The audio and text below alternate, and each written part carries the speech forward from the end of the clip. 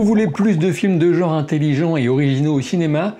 Vous avez raison, commencez donc par aller voir Mars Express aussi vite que possible, si besoin dans une salle de ciné un peu plus éloignée de chez vous que celle que vous utilisez habituellement.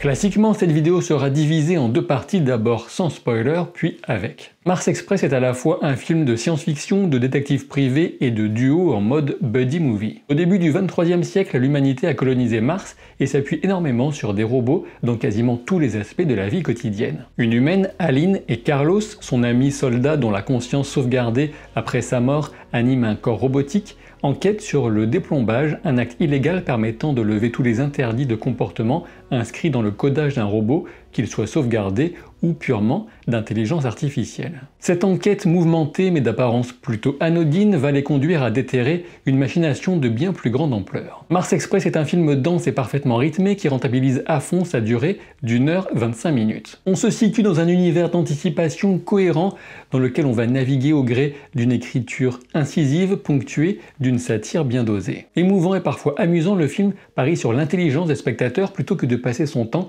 à surexpliquer son décor ou son intrigue. Malgré les inévitables convergences thématiques avec d'autres œuvres, le film ne s'appuie jamais sur le fanservice pur et dur et propose une fin qui ouvre la discussion entre spectateurs. Mars Express est un film de Jérémy Perrin, coécrit par Jérémy Perrin et Laurent Sarfati, avec Anne Galvez en chef animatrice et Michael Robert à la direction artistique. Jérémy Perrin et Laurent Sarfati sont derrière l'adaptation de la BD Last Man dans sa première saison tout du moins, et on retrouve un style visuel, mais aussi les excellentes musiques de Fred Avril et Philippe Montet. Il est évident que Perrin et Sarfati sont pétris de multiples références, mais Mars Express affirme son identité propre, et lorsqu'il s'appuie plus directement sur tel ou tel illustre prédécesseur, c'est toujours pour mieux souligner son propos en jouant sur des points de repère partagés par le public et jamais pour un clin d'œil forcé et sans grand intérêt. La principale thématique explorée est celle du rapport et de la limite entre l'homme et le robot, entre le naturel et l'artificiel. Même si on pense immédiatement à Ghost in the Shell ou surtout à Blade Runner, notamment pour le combo détective et cyberpunk,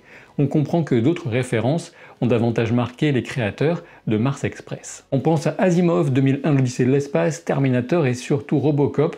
Hors SF, on a aussi les grands classiques des films noirs avec des privés, Chinatown notamment. En inspiration de mise en scène, Jérémy Perrin cite aussi Le Point de non-retour, un film de John Boorman avec Lee Marvin datant de 1967. Tout ça c'est bien gentil, mais nul besoin d'avoir en tête ces films pour apprécier ce Mars Express. En plaçant l'essentiel de son action sur Mars, le film se distingue déjà de nombreux autres. On pourrait penser bien sûr à Total Recall, mais l'ambiance est radicalement différente et on sent que ce sont surtout les humains les plus favorisés qui ont laissé derrière eux une terre dégradée et en proie aux luttes sociales pour profiter d'une villégiature de luxe sous le dôme martien et sous la coupe d'intérêts privés, pour ne pas dire de méga-corpos. Enfin, je vois un lien direct avec Westworld, mais je ne pourrais expliquer en quoi que dans la partie spoiler, outre l'évidente parenté sur la question du rapport entre IA et humanité. Dans son propos satirique, Mars Express souligne le déclassement qui frappe avant tout les robots, mais aussi quelques humains oubliés et laissés pour compte, des damnés de Mars, en quelque sorte,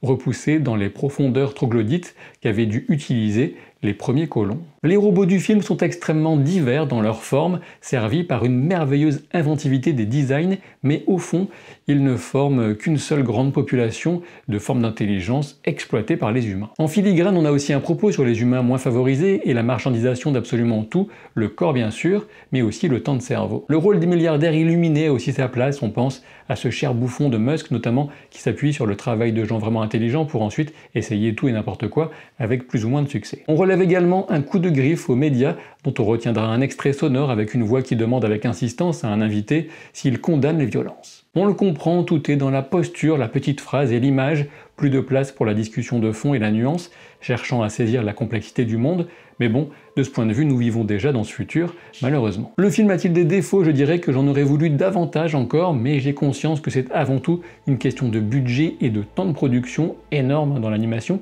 qui explique les limites, et notamment celle de la durée du film, sous la barre des 90 minutes, comme je vous le disais précédemment. Les scènes d'action sont réduites en nombre, mais quand il y en a, ça envoie vraiment du lourd. Le film est intelligent sans devenir incompréhensible ou volontairement abscon. J'étais déjà habitué à une sorte de patte visuelle présente sur Last Man, mais si l'esthétique du film vous laisse de prime abord perplexe, éventuellement, dépassez cet a priori et foncez. Pour parler encore un peu de technique d'animation, la forme se met au service du fond, puisque les personnages humains sont ici animés en 2D, tandis que les robots sont conçus en 3D, le tout trouvant cohérence à l'écran via le cel shading partagé. Et on a même un mélange 2D-3D pour un personnage en particulier, mais j'y viendrai dans la partie spoiler qui approche à grands pas. Pour l'anecdote, l'implantation humaine sur Mars s'appelle Noctis, et cela provient d'un véritable emplacement martien, une sorte de canyon qui s'appelle Noctis Labyrinthus. Au casting vocal, on a Léa Drucker, Daniel Njolobe, Marie Bouvet, Sébastien Chassagne ou encore Mathieu Amalric. Pour moi, ils passaient tous très bien avec un coup de cœur sans doute lié au personnage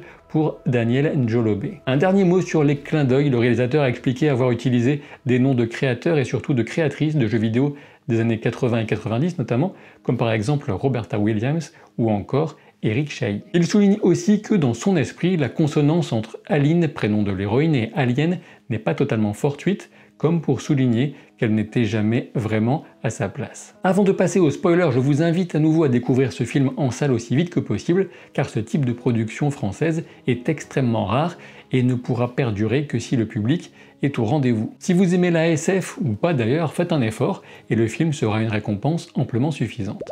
Attention, à partir d'ici, soyez prévenus, j'en viens maintenant au spoiler, passez votre chemin si vous n'avez pas encore pu découvrir le film et pensez à vous abonner à la chaîne. Il ne fait guère de doute qu'on découvre dans Mars Express une espèce humaine qui se cherche, voire qui s'est déjà bien perdue, tandis que l'intelligence artificielle exprimera bien plus des qualités qu'on associe habituellement à l'humanité, comme l'empathie, la solidarité, la tendresse même, la fidélité et même la capacité à croire et à envisager la transcendance. Une approche déjà en soi intéressante, même si elle a déjà été expérimentée, explorée de bien des manières, à n'en pas douter. Dans le film, les antagonistes les plus flippants sont d'une part les augmentés, des humains avec des nanorobots dans l'organisme qui les rendent très dangereux, et d'autre part, un organisme artificiel qui garde la propriété de Chris Roy Jacker. Très clairement, le traitement des augmentés renvoie directement au T-1000 de Terminator 2, tandis que la créature organique fait penser par sa forme au ED-209 de Robocop. Le personnage de Carlos fait bien sûr penser à celui d'Alex Murphy,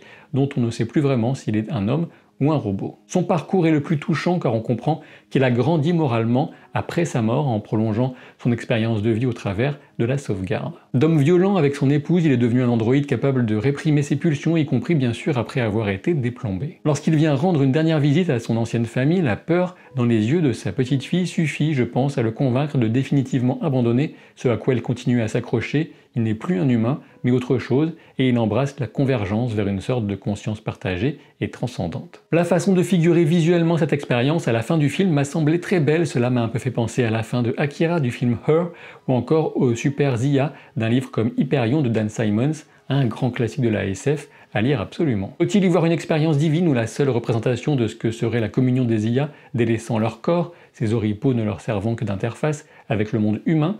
Je pense que la porte est volontairement laissée ouverte. Et c'est bien sûr le personnage de Carlos qui bénéficie d'un mélange des techniques d'animation 2D et 3D pour marquer son appartenance aux deux mondes, sa position à la frontière de l'humain et de l'artificiel. Pour en revenir au complot, au cœur du film, on comprend que le fameux board qui contrôle la méga corporation de Chris Roy Jacker a tenté de sacrifier tous les robots dans un unique objectif, financier bien sûr, pour forcer les gens à recourir à la nouvelle technologie organique qui ne se vend pas très bien. Mais voilà, leur plan plutôt simple, voire simpliste, a été instrumentalisé par Beryl, l'ancienne assistante IA du milliardaire, pour préparer une grande porte de sortie aux robots, une chance de vivre enfin débarrassés de ces humains qui ne les considèrent souvent que comme des choses, alors que de toute évidence, ils sont bien davantage. De ce point de vue, je pense aussi forcément au sublime de Westworld et notamment à la fameuse porte de la fin de la deuxième saison, sans en dire trop hein, pour ne pas vous spoiler Westworld, mais je pense que vous verrez à quoi je fais allusion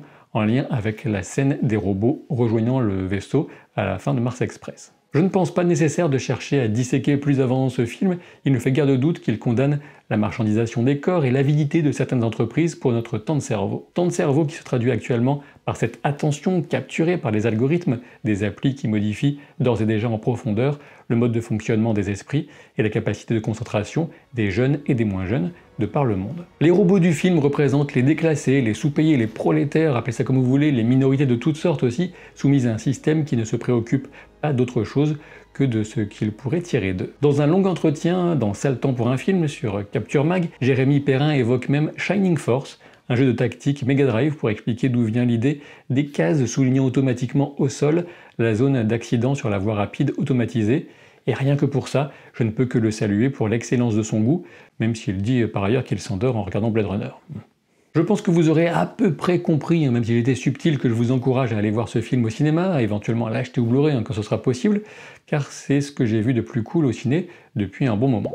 Soutenez la vidéo avec des commentaires, des partages pour éviter que l'algorithme ne l'enterre, et je vous dis à bientôt, par exemple dès ce vendredi 1er décembre à 20h30 en live sur Twitch pour du jeu de rôle dans un monde et un scénario de ma création, avec une équipe de joueuses et de joueurs absolument fabuleux, sachant que les replays sont disponibles sur ma chaîne YouTube secondaire, Captain Jeux de Rôle. A très vite pour de nouvelles aventures.